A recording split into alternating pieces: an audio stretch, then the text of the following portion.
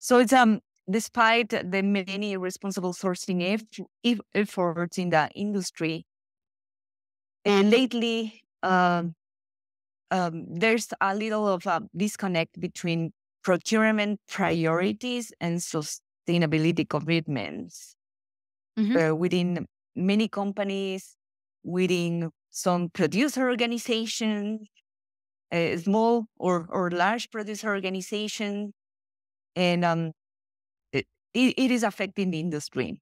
Welcome to the Daily Coffee Pro by Map It Forward, friends. I'm your host, Lee Safar, and this is episode 2 of a 5-part series where we are talking about the power of green coffee buyers and traders. So, we are joined by Belen, and Belen, you gave me a thought that I've never had ever before, and I don't know why I've never had this thought before, and I feel really dumb for not having this thought before, but you helped me realize that a big part of what the challenges that we're having I've never really heard anyone speak about it, but I'm sure many people are. The way that we participate in presenting coffee to the consumer really requires us to make sure that the people who are buying and trading the green coffee are doing the best possible job that they can, right? Yes. The problem is that most people who get this job get that job from being a barista. They don't get this job from being a relationship manager. They don't get it from being having an economics degree. They don't get it from having an MBA. They don't have it from learning about the actual economics of the way commodities work, nor do they get it from perhaps a more professional position. They kind of get trained by people who have been green coffee traders and green buyers before. And because of this, we end up making so many of the same mistakes that we've historically made. Do you think that's an accurate understanding of the situation? No, you don't need a formal education to get involved in the sustainability of coffee, as long as the system is working much better. Friends, World of Coffee Dubai is back in 2024, and I am proud to announce that the Daily Coffee Pro by Map It Forward will be the official podcast partner for World of Coffee Dubai for the 2nd year in a row. The Roasters Village will be a one-of-a-kind destination for all things coffee. As an exhibitor, introduce your artisanal roasts to an international audience and gain valuable insights from their perspective. Visitors, immerse yourself in the celebratory coffee culture experience by sampling exclusive cups poured with passion from cafes worldwide and absorb insights that will elevate your own appreciation of all things coffee. Whether you brew coffee or just love savoring a fine cup, this event gathers the global coffee community under one roof in an amazing city. Join us at World of Coffee Dubai in 2024 at Dubai World Trade Center from the 21st until the 23rd of January. Tickets are available at dubai.worldofcoffee.org, or you can contact us on social media for any questions that you might have at mapitforward.coffee. Get your tickets now, folks. Come see the podcast being recorded live, and we hope to see you in January in Dubai for World of Coffee. The ability of listening to others and respecting each role again, and maybe just understanding, just listening, and respecting the other as your client is and as your a coworker and your partner, Right. in providing a sustainable coffee, good quality of coffee, and also if you are enjoying your work. And when I say communicating and listening, is just traveling to origin, sitting in a coffee shop and just listening consumers, listening to farmers, and and sitting next to the coffee buyer and try to understand the complexity of their businesses. So it's no, that there's no, we shouldn't blame um coffee professionals or not having maybe a formal mm, process and educational process into coffee. But and there are just a lot of ways to learn about it. You know, you can become a Q certified grader, a barista, and but you need to read a lot and listen to this podcast and contact the experts in the field. I mean, in coffee, we in the realm of coffee, we just love to touch these hard and complex topics. Mhm.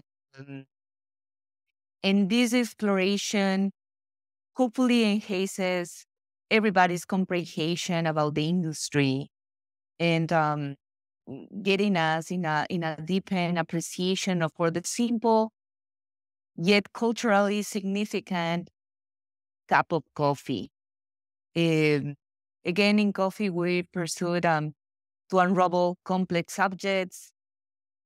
It is this podcast is the perfect platform to address uncomfortable truths Mhm. uh, and maybe interweave loose ends into a comprehensive narrative Mhm. and share all the knowledge we acquire. So, so coffee professionals, new coffee professionals, they are not alone. Right. It's a beautiful network. It's about relationships and everybody can learn from each other. Right. And I love that idea that essentially what you're saying is, let's not look at what's been broken. Let's look at how we can continue to move forward and make it and fix it so that we're not continuing to break things, it sounds like. And my intention isn't, if I came across as being blaming people, I'm not trying to blame people, but we are making mistakes and we are at a very challenging time in the industry. And I don't think that 2024 and 2025 is going to be a very easy year for the coffee supply chain. And I hope that as we do face these very real realities, that we take the opportunity to assess so that we can fix while it's being broken. And that's why I'm excited about having you on the podcast, because you have an insight into so many different stakeholders in the supply chain, especially with a lot of the work that you're doing around certification. And in a later episode in this series, we're going to talk about combos. This was just another thing that I didn't know about before I met you, Belen. But we'll get to that in a future episode in this series. In this conversation, we're going to talk about pricing, and we're going to talk about the impact that buyers and traders have on pricing. So, how do buyers and traders have an impact on the price of coffee? And let me ask a second question to that. Why are we in a situation where producers are not dictating the price of their own coffee? Um, I would love to start with your second question, your follow up question. um, if it's well, first of all, we need to understand responsible sourcing, right? Mhm.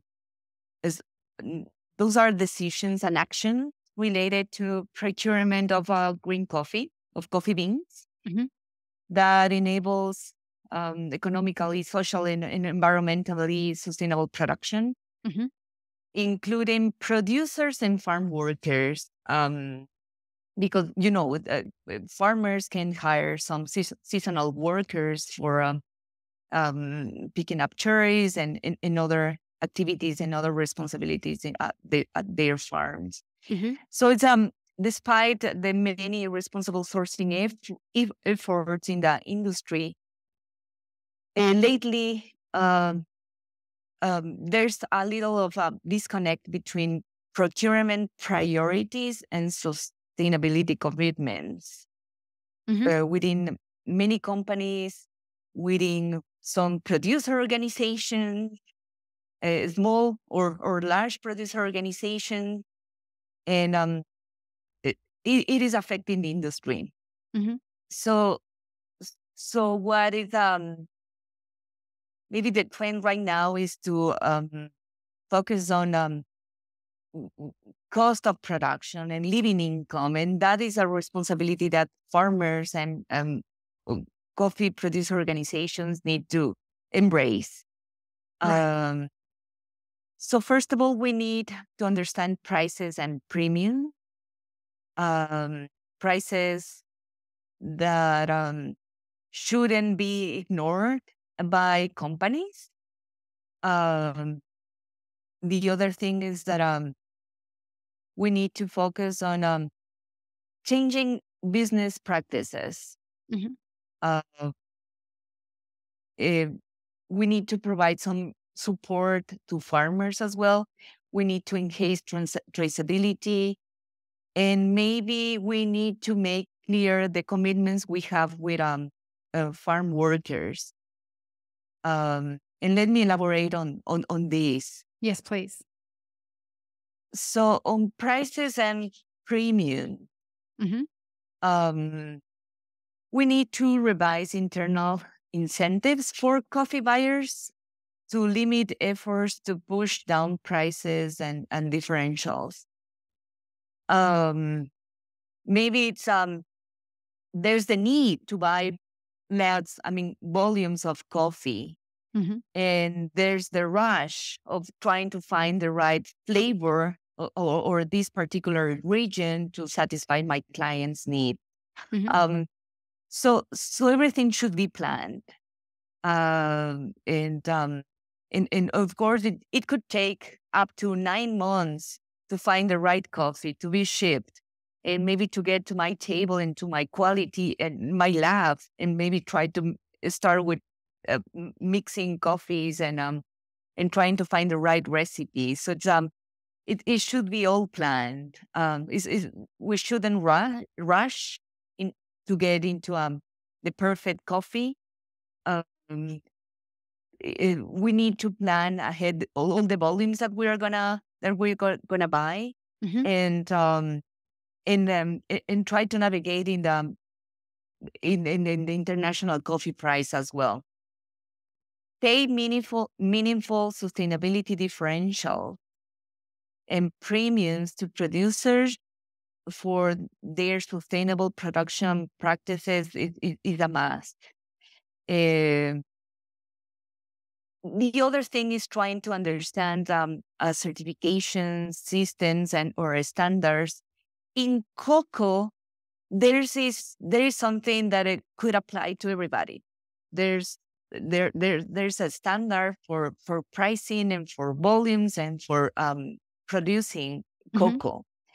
I think at some point we need to imitate them and not only rely on the price and its instability or huge volumes. At some point, we were talking about country um, limit production, Mm-hmm. country quotas, and also the minimum price that, for example, the fair trade certification is bringing. There are some standards that are forcing the coffee industry into being more kind of disciplined. And uh, provide maybe transparent cost, as I try to say it, try to calculate the cost of production at Mm-hmm. farm level and also at the gate level, also at the FOB price. I mean, Right. trying to understand the economics implies in the production and transporting coffee. That will be a must as well. Yes, So, I don't so know if have, you have a so question. yeah, I do. So, is what we're saying that the the buyer and the trader, if they can better understand the pricing at these different stages, and if the roasters and the other folks in the consuming end of the supply chain, if they can better understand these pricing structures, then we can have a better relationship with understanding how we can impact them so that the producer is getting paid more.